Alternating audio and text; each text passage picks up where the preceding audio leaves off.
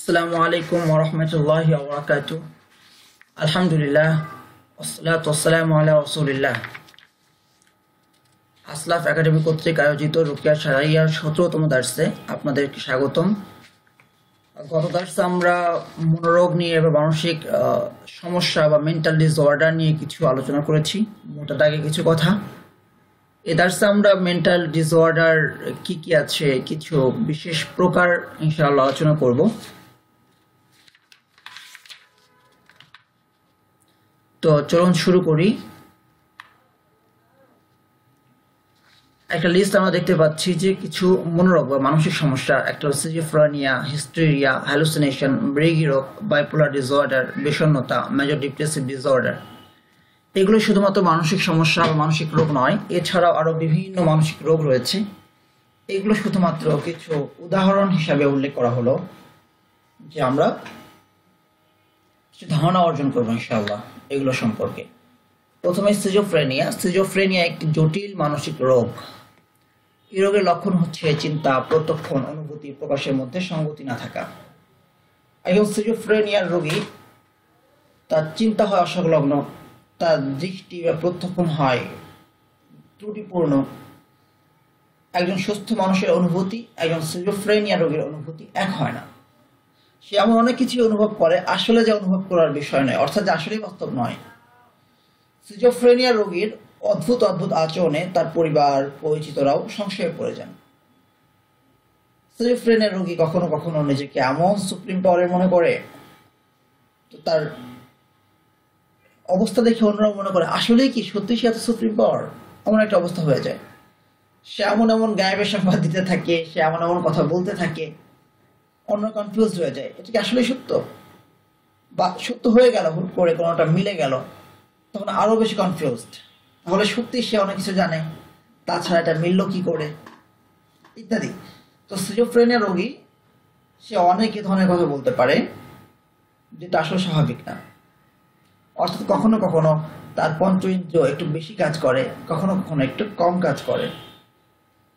Advance লেভেলে এমন কাজ করতে পারে যে যেটা স্বাভাবিকভাবে একজন মানুষ তার কল্পনার মধ্যে আসে না, কিন্তু সিজোফ্রেনিয়ার একজন রোগী সে ঠিকই বলে দিচ্ছে এবং আসলেও তাই হচ্ছে।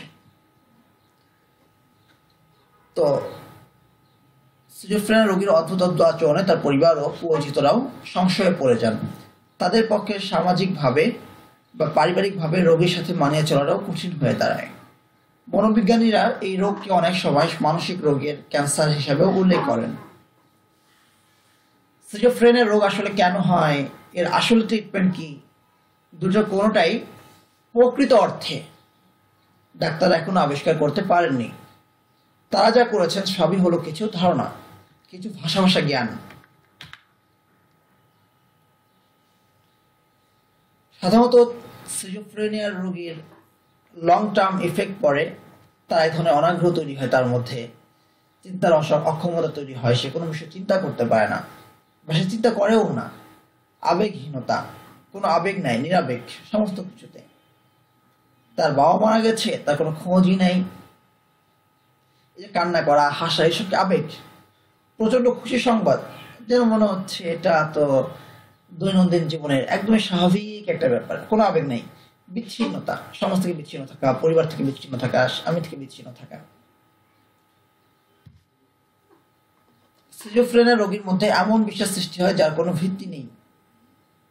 সে অনেক কিছু প্রত্যক্ষণ করে বা অনেক কিছু সে বিশ্বাস করে যা বিশ্বাস নেই। কেউ নিজেকে সুপ্রিম পাওয়ার বিশ্বাস করতে পারে, অধিকারী বিশ্বাস করতে পারে। কেউ কেউ বিশ্বাস করে যে এরকম কথা যে তার স্বামী মনে হয় তাকে খুন করবে, তাকে খুন করতে আসছে। কেউ মনে করে যে তার বাবা মা তার কল্যাণ চায় না, তার অকল্যাণ চায়। এই জাতীয় অনেক কিছু হতে পারে, যে এমন কিছু বিশ্বাস যার আসলে কোনো ভিত্তি নেই। এ ধরনের রোগী অবাস্তব দৃশ্যকে বাস্তব মনে করে, কোনো স্পর্শ ছাড়াই সে অনুভব করতে পারে। অর্থাৎ আসলে নেই, কোনো গাছ নেই, সেখানে নিয়মিত একটা গাছ দেখে, আম গাছটা দেখছে, অথচ এখানে কোনো আম গাছ নেই। সে ঝোপঝাড়ের মধ্যে কোনো কিছু দেখে, অথচ এখানে না কোনো ঝোপঝাড় আছে না কোনো বস্তু আছে। আবার সে অনুভব করে কেউ তাকে ধরছে, কেউ স্পর্শ করছে, কেউ তার কাছে আসছে, কেউ তার পাশে শুচ্ছে, অথচ আসলে কেউ নাই। তো এই ধরনের অনেক কিছু সে দেখতে পারে যা আসলে নেই, এমন অনেক কিছু স্পর্শ সে অনুভব করতে পারে যা আসলে নেই। সিজোফ্রেনিয়া রোগীদের আচরণ থাকে অসংলগ্ন, তারা আক্রমণাত্মক হয়ে উঠতে পারে, মারমুখী হতে পারে, আক্রমণাত্মক হতে পারে। পোশাক আশাকে তারা সাধারণত অপরিষ্কার থাকে, অর্থাৎ সমস্ত কিছুই তাদের অসংলগ্ন। যেখানে পরিষ্কার কাপড় থাকার কথা পরিষ্কার থাকছে না। আবার কখনো কখনো এর উল্টোটাও হয়ে যায়, যতটুকু পরিষ্কার থাকার কথা তার চেয়ে অনেক বেশি পরিষ্কার থাকছে, যেটাও স্বাভাবিক না।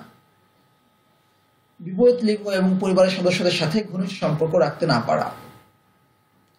দেখা যায় যে আপন বোন নিয়মিত ঝগড়া হচ্ছে, তাকে সহ্য করতে পারছে না, মাকে সহ্য করতে পারছে না, অথবা বাবাকে সহ্য করতে পারছে না, অথবা বড় বা ছোট ভাইকে সে সহ্য করতে পারছে না, এটা হতে পারে।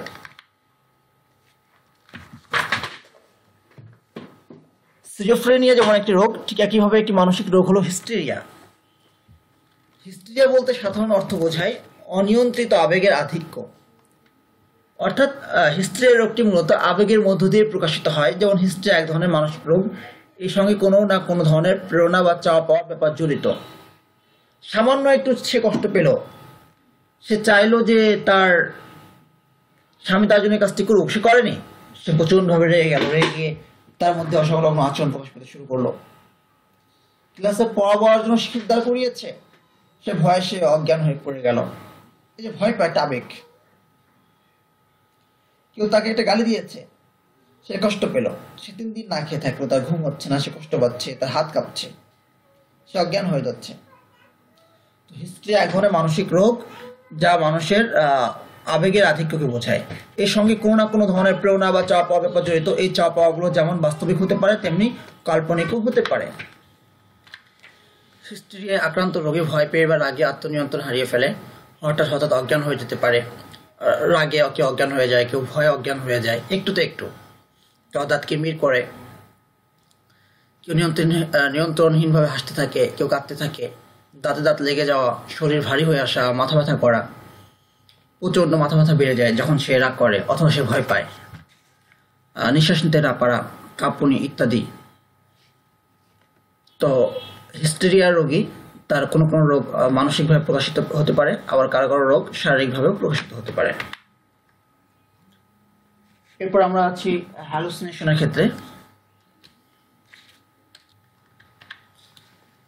হ্যালুসিনেশন এমন এক চেতনা যা মানুষের মনে তৈরি হয়, বাস্তবে যার কোনো অস্তিত্ব নেই। কেউ দেখছে সাপ, আসলে সাপ নেই। কেউ দেখছে যে ওখানে একটা গাছ আছে, আসলে কোনো গাছ নেই। কেউ জিন দেখে, ভূত দেখে, আসলে নাই।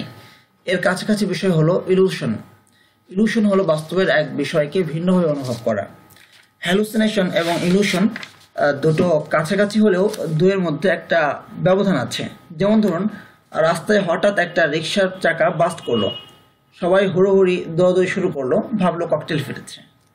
মানে কিছু একটা হয়েছে, রিক্সার চাকা বাস্ট হয়েছে, কিন্তু এটাকে আপনি ককটেল মনে করছেন। এটা হলো ইলুশন। আর হ্যালুসিনেশন হলো যার আসলেই কোনো ভিত্তিই ছিল না।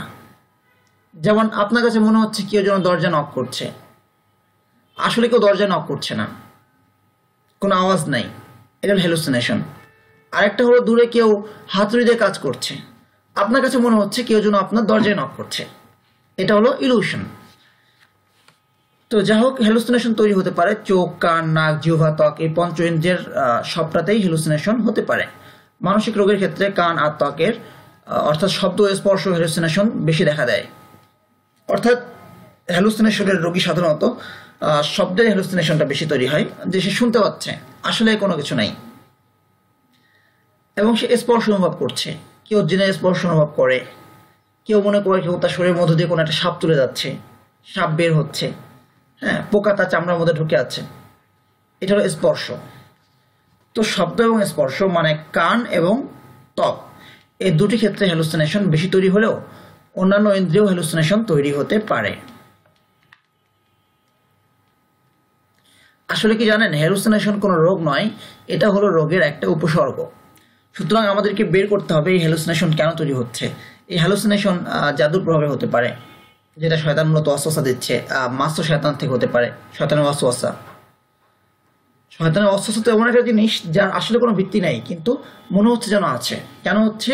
মাস্ত শয়তানের কারণে, সিহরের কারণে হতে পারে, বা অন্যান্য শারীরিক রোগ থেকেও সেই হ্যালুসিনেশনটা তৈরি হতে পারে।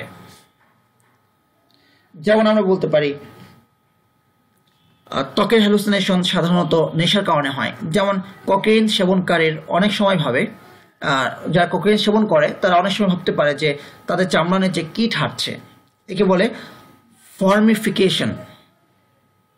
তো তারা খামচে আঁচড়ে সেই কীট বের করার জন্য অনেক সময় দেখা যায় যে তার ত্বক ক্ষতিগ্রস্ত হয়ে যাচ্ছে।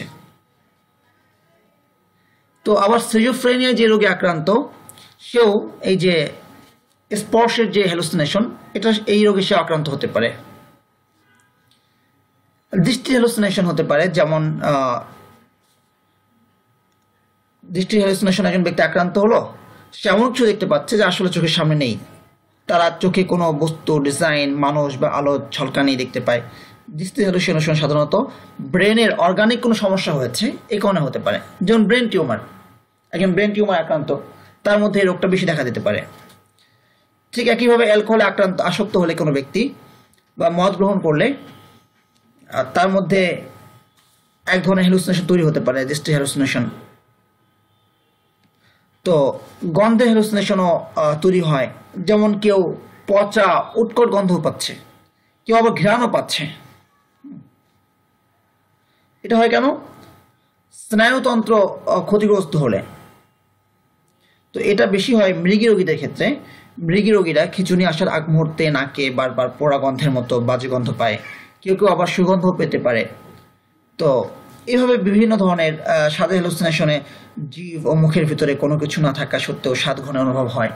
তো এই ধরনের বিভিন্ন ধরনের হ্যালুসিনেশন মানুষ আক্রান্ত হতে পারে, সেটা মূলত অন্য কোনো রোগের উপসর্গ হিসাবে হ্যালুসিনেশনটা তৈরি হচ্ছে। এখানে প্রবলেমটা হলো যে যারা হ্যালুসিনেশন আক্রান্ত তা এটাকে বাস্তব মনে করছে, সে মনে করছে না যে সে আসলে একটা রোগে আক্রান্ত, সেটাকে বাস্তব মনে করছে। যেমন এক ব্যক্তি সে সেহরে আক্রান্ত, সে রোকিয়ার জন্য এলো, বারবারই তাকে বোঝালাম বিভিন্নভাবে যে আসলে আপনার সেহরে কোনো সমস্যা নাই, কিন্তু সে অনুভব করে তার গলা থেকে সাপ নেমে যাচ্ছে, তার চামড়ার মধ্যে সাপ, সে সাপ সে ধরতেও পারে। এবং কোনো এক রাকি তাকে বলেছেন যে এই যে সাপ আপনি দেখতে পাচ্ছেন, এটা হলো যে জিনের যে 3টা প্রকার, একটা হলো তার সাপ হয়ে থাকে, এই ধরনের সাপ আপনি ভর করেছে, তাই আপনি এটা অনুভব করছেন। কিন্তু রুকিয়া করে কোনোভাবে তার কোনো ধরনের কোনো প্রভাব প্রতিফলিত হচ্ছে না। আসলে এটা একটা হ্যালুসিনেশন, কিন্তু সে এটা যে হ্যালুসিনেশন সেটাকে মানতে নারাজ। সে মনে করছে এবং সে বলছে বাস্তবে সে সাপই ধরছে, সে সাপ অনুভব করছে এবং এটা বাস্তব। তো এটাই হলো প্রবলেম, যে সে যে হ্যালুসিনেশন আক্রান্ত এটা সে মেনে নিতে নারাজ। ঠিক একইভাবে মৃগী রোগ, এখানে তেমন কিছু আর বলার সুযোগ নাই যেহেতু অনেক সময় হয়ে যাচ্ছে। মৃগী রোগ মস্তিষ্কের রোগ, চিকিৎসা বিজ্ঞানের ভাষায় একে বলা হয় নিউরোলজিক্যাল ডিজিজ। সুতরাং মৃগী রোগের চিকিৎসা অনেক ক্ষেত্রে যারা নিউরো সায়েন্স অথবা নিউরো মেডিসিনের ডাক্তার আছেন তারা করে থাকেন। যারা দীর্ঘদিন ধরে জটিল মৃগ রোগে ভুগে থাকে তারা জীবনের একটা সময় মারাত্মক মানসিক রোগ সিজোফ্রেনিয়ায় আক্রান্ত হতে পারে। সুতরাং কারোর মধ্যে মৃগ রোগ দেখা দিলেই তার উচিত প্রাথমিক পর্যায়ে চিকিৎসকের শরণাপন্ন হওয়া এবং তার চিকিৎসা গ্রহণ করা। আবার কখনো কখনো মৃগ রোগ জিনের আসর থেকেও হতে পারে। সুতরাং আমাদেরকে চোখ কান খোলা রাখতে হবে, সর্ব ধরনের চিকিৎসা গ্রহণ করতে হবে, কোনো ধরনের গোড়ামি, কোনো ধরনের একঘেয়েমি বা গর্তবী ভাব যেন আমাদের মধ্যে না আসে, এই বিষয়টি লক্ষ্য রাখতে হবে। তো এ পর্যন্তই আমরা মানসিক রোগ নিয়ে আলোচনা করব না। মাস্টার শয়তান নিয়ে আলোচনা করেছি, জিনের আসর নিয়ে আলোচনা করেছি সেহের নিয়ে, সেহেরের বিভিন্ন প্রকার নিয়ে, ওয়াসওয়াসা নিয়ে, নজর নিয়ে, এই বিষয়গুলো মানসিক রোগ নিয়েও আমরা 2টা দার্স আলোচনা করলাম ইনশাআল্লাহ। এবং রুকিয়ার প্রাথমিক ধারণা আলোচনা হয়েছে। সামনের দার্সগুলোতে আমরা আলোচনা করব রুকিয়া কিভাবে করব, রুকিয়ার আসলে পদ্ধতি কি, এবং রুকিয়ার একজন রাকির কি কি কোড অফ এথিক্স মেনটেন করা উচিত, এই সমস্ত বিষয় নিয়ে ইনশাআল্লাহ। আজ এতটুকুই। আসসালামু আলাইকুম ওয়া রাহমাতুল্লাহি।